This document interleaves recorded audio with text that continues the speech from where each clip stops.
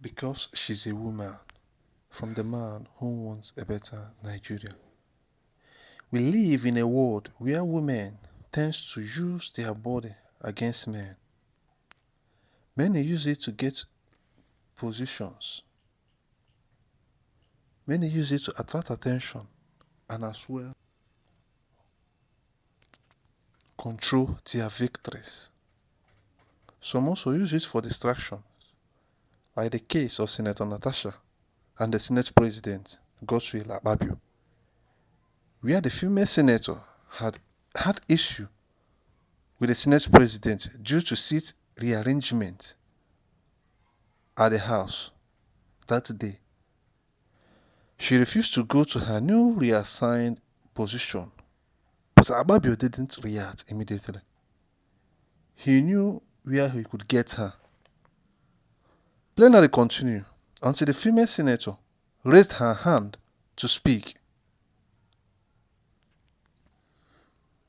And this is the time Akpabio was waiting for to have his revenge. And he did have his revenge by ignoring her for not raising that hand in her newly assigned position seat by the Senate President, which is a clear disobedience against the Senate President. The next thing she did was to start ranting there by disrupting the session, and she was ordered out by the Senate President. This is what happened at the National Assembly that day. This lady went about to talk about how the Senate shares money, which is not new to Nigerians. So it didn't gain the attention she was looking for. She remembered that she's a woman, and as a woman, she knows what to say to distract attention of the people from what actually happened at the Senate that day and attract attention and pity to her side. She then came up with an allegation of sexual harassment by the Senate President. And yes, she did succeed. And yes, she succeeded because she's a woman. She succeeded in using sexual harassment against the Senate President, and many people believed her because she's a woman.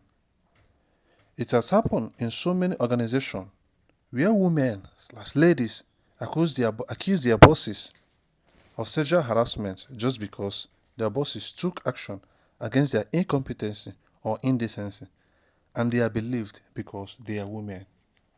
Even those that tries to seduce their boss and couldn't succeed, maybe when their boss takes action against them for their bad behavior, they came up with an allegation of sexual harassment, and they will be believed because they are women. Apart from Senator Natasha, we also have another woman in the person of Joy Nune, who was the former NDDC director, who accused Godswill Akpabio also of sexual harassment, thereby diverting attention from her certificate forgery scandal, corruption scandal. Instead of facing the main thing, she came up with an allegation of sexual harassment against Akpabio in order to distract attention from what is really happening. The Unizik female student who had issue with a lecturer, if she had come up with an allegation of sexual harassment from the lecturer,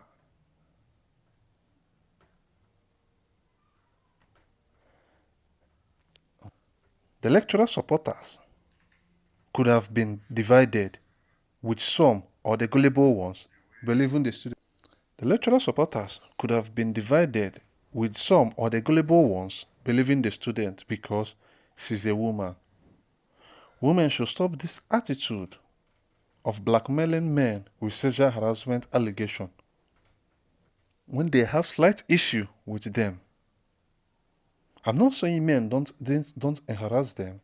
They do, but if you must accuse someone of that, you must do so with strong evidence. If not, such allegation will be seen as baseless allegation. Senator Nasasa's own didn't stand because she didn't have evidence. Yes, because she has nothing to prove. It's a clear indication that it was a cooked up story just to blackmail the Senate President and attract people to her side.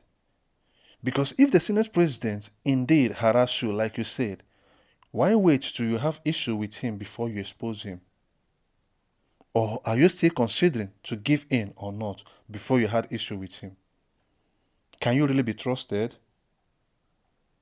Be guided is not just a word. Take it serious. From the man who wants a better Nigeria.